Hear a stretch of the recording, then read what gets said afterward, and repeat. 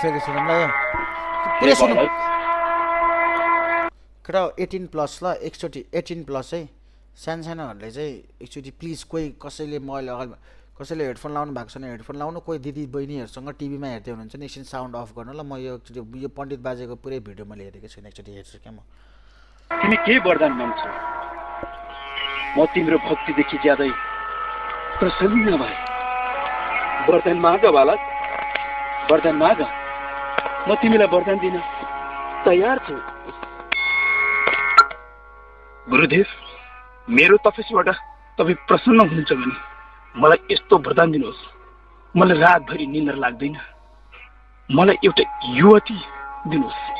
यदि तपाईँ मलाई वरदान दिनुहुन्छ भने हे मूर्ख बालक तँलाई युवती वरदान दिनु म चिन्ने रानीको छोरा म त कयौं वर्षदेखि युवती नभेटाएर छटपटेर जङ्गल जङ्गल हिँडिरहेछु भने तँलाई युवती वरदान दिनु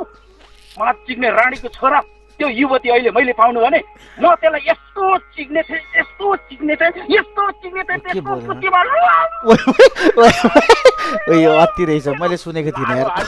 कसम मैले यो सुनेको थिइनँ यार मैले यो सुनेको थिइनँ यार अति रहेछ यो अलि ठिक्क त्योसम्म त ठिकै हो कि त्यो अहिले लम्की लम भन्न थालेपछि चाहिँ मलाई सुन्न